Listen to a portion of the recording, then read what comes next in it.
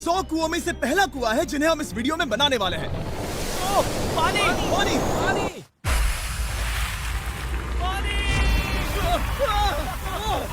आपने अभी अभी केन्या के एक छोटे से गांव को पीने के पानी का अनलिमिटेड सप्लाई मिलते हुए देखा, वो भी सिर्फ 1 सेकंड में। अभी एक कुआं बना है और 99 बाकी हैं। आपको ये वीडियो बहुत पसंद आएगा। इन 100 कुओं को मिलाकर 5 लाख से ज्यादा लोगों को पीने का ताज़ा पानी मिलने वाला है। केन्या की इस साइट पर कुछ कुएं बनाने के बाद हम नाइरीरी स्कूल सिस्टम के साउथ में गए और कह सकते हैं कि उन्हें हमसे मिलकर बहुत खुशी हुई। क्या हाल है? मैंने ऐसा नहीं सोचा था। स्वागत के लिए शुक्रिया। समझ नहीं आता कैसे रिएक्ट करूं। बहुत बहुत शुक्रिया दोस्तों। हमारे आने पर इस गांव ने हमारा जोरों से स्वागत किया और नोलन इसमें थोड़ा खो गया। नोलन जैसा अजीब इंसान मैंने कभी नहीं देखा और ये मेरी गलती नहीं है। और फिर वहाँ का स्कूल देखने के बाद ये रहे हमारे मेहमान। क्या हाल है? दिन अच्छा बीत रहा है ना? सबसे मिलकर अच्छा लगा। एक टीचर ने मुझे दिखाया कि स्टूडेंट्स कहाँ से पानी पीते हैं, जो कि एक बहुत ही अनसेफ नदी से आ रहा था। तो आपके स्टूडेंट्स यहीं से पानी पीते हैं? हाँ ये बुरी बात है। हाँ, स्टूडेंट्स हमेशा डायरिया जैसी बीमारी, टाइफाइड जैसी बीमारी की कंप्लेंट्स करते हैं क्योंकि वो ऐसा पानी पीते हैं। तो हाँ। हम कोशिश करते हैं, पर देख रहे हो ना, अब क्या कहा जाए। पर क्या करे, जिंदगी तो जीनी ही है और पानी तो सबको चाहिए होता है। जाहिर है कि इनकी हालत सच में बहुत खराब है। असुरक्षित पानी पीने से इन बच्चों की जिंदगी बहुत कम होती जा रही है। पर कम से कम इस गांव की मदद करने की हम पूरी कोशिश करने वाले हैं। क्या पता ये मुझे फिट आएगा या नहीं। मेरा सिर बड़ा है। देखते हैं पानी मिलता है या नहीं। ओह, ओह, बारिश हो रही है। क्या नजारा है।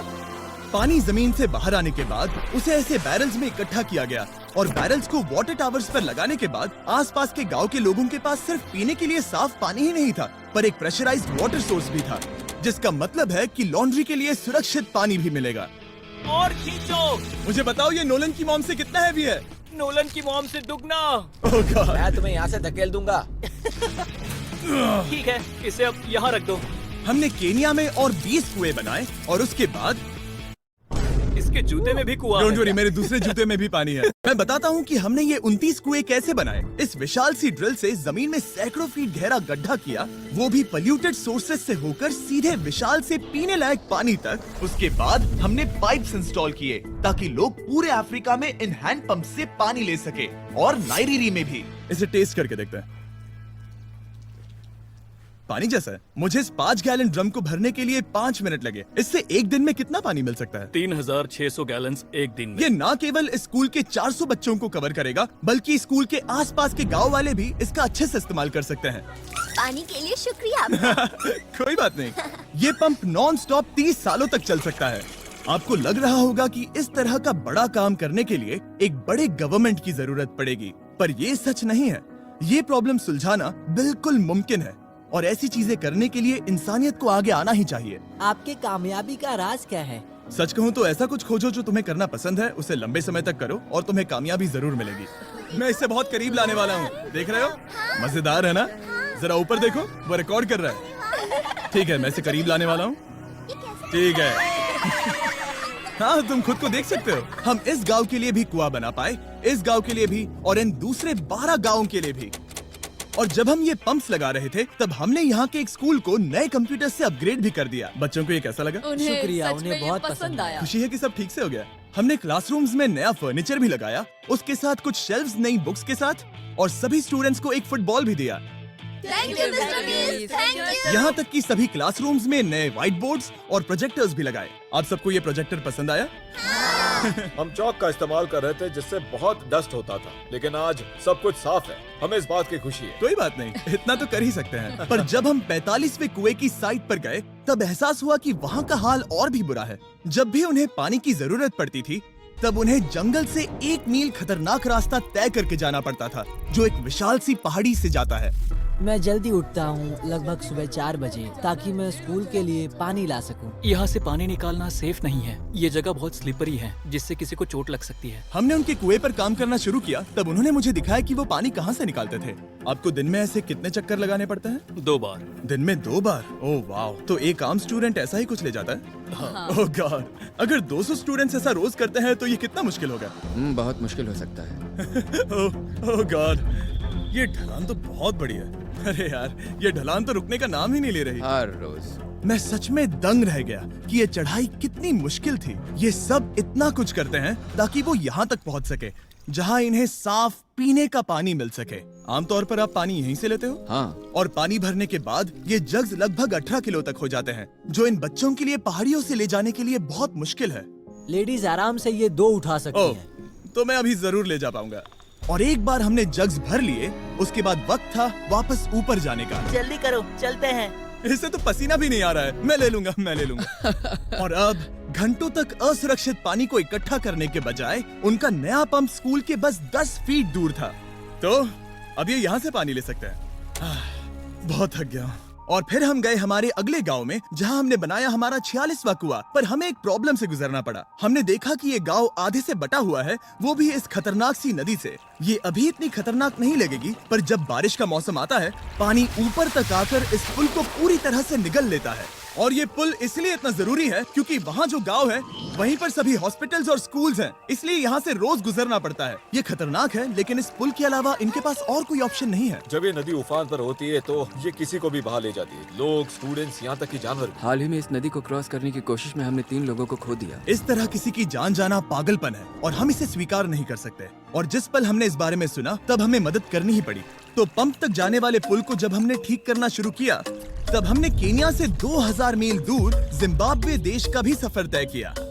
अफ्रीका में आए 1 हफ्ते से ज्यादा हो गया है और अब भी कई पंप्स लगाने बाकी हैं। तुम में से बदबू आ रही पर है। मैंने सुबह ही शावर लिया था।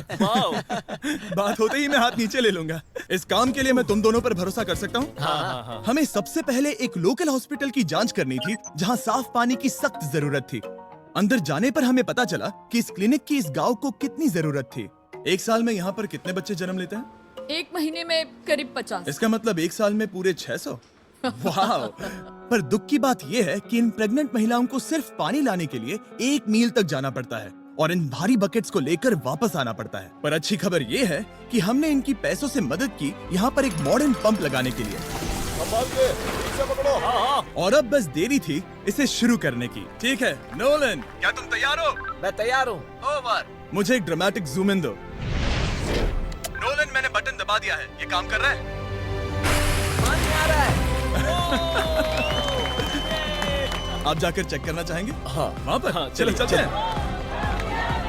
लोगों को पानी मिलता देख मुझे आखिर बहुत अच्छा खुशी हो पानी रही मिल ही है। गया। ये सच में कमाल की बात है। हमारा नोलन एक प्रोफेशनल डांसर है। हाँ। यकीन नहीं हो रहा, मैं डांस कर रहा हूँ। वो कर क्या रहा है?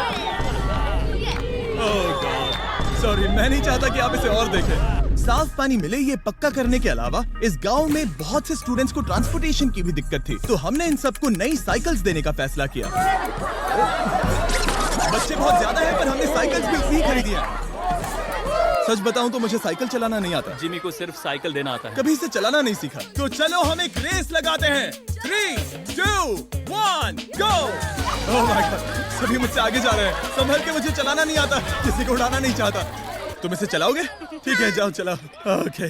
और इन्हें साइकिल्स देने के बाद हमने तब तक पंप्स लगाए जब तक हम पहुंच गए कुआं नंबर 69 तक। ये कुआं सोलर पावर्ड है, जो गांव के किसानों के लिए खास बनाया गया है, ताकि इनकी फसलों और जानवरों को जरूरत से ज्यादा पानी मिल सके। चाहे गर्मी हो या फिर बिजली ना हो, इससे कोई फर्क नहीं पड़ेगा। और एक पैनल है 200 वॉट्स का, जो एक पंप से जुदा है। ये पंप हर घंटे 5000 लीटर पानी खींच सकता है। बेसिकली ये अनलिमिटेड पानी का सोर्स है इस पूरे गाँव के लिए।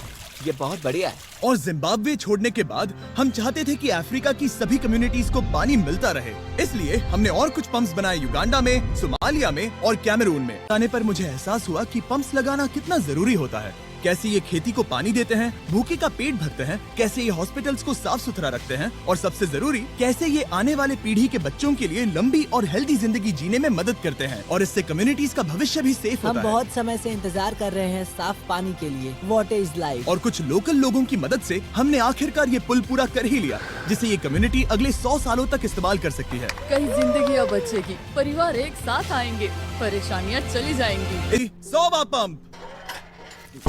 ओ माय गॉड, मुझे माफ कर